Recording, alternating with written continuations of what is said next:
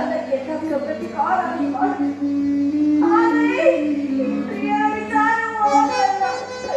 ಅನ್ನ ವಸ್ತ್ರಗಳಿಗಾಗಿ ಪರನನ್ನು ಆಶ್ರಯಿಸಬೇಕು.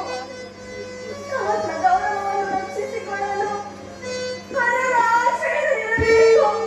ಪ್ರೇಮಿಗಾತ ಇಂಥ ಜಾತಿಯನ್ನು ನೀನು ಏಕೆ ಸೃಷ್ಟಿಸಿದೆ?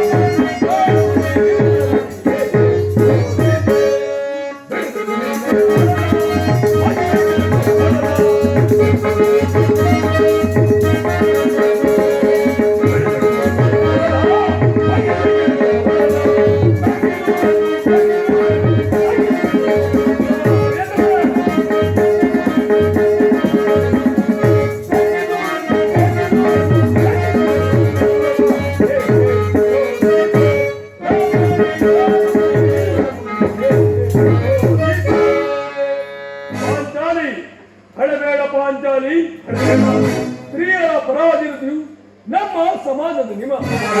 ಭಗವ ಸರಿಕುಲಾದ ಋಷಿಗಳ ಆಜ್ಞೆ. ಪತ್ನಿಯನ್ನು ಜೋದದಲ್ಲಿ ಪಣವಾಗಿಟ್ಟು ಸೋಲುವುದಾಗಿ ನಿಮ್ಮ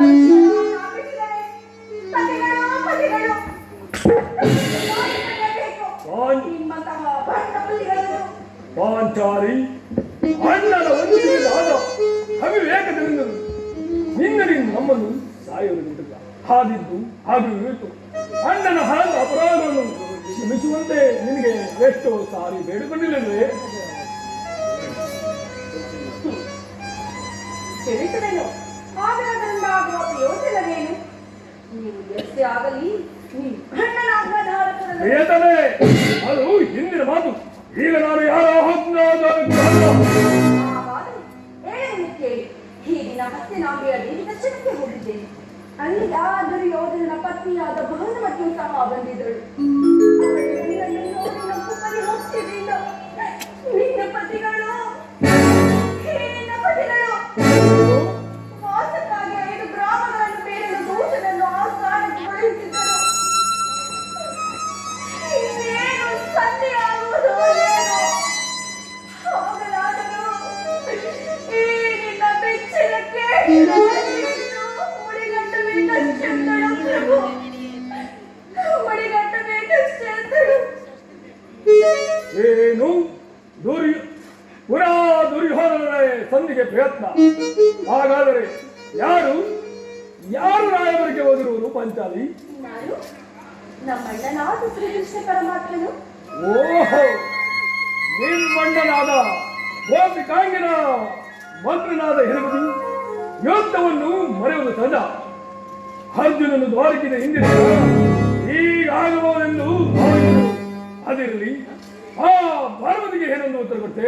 ಪ್ರಶ್ನೆಗೆ ಸರಿಯಾದ ಉತ್ತರವನ್ನೇ ಕೊಟ್ಟೆ. ಏನೆಂದು?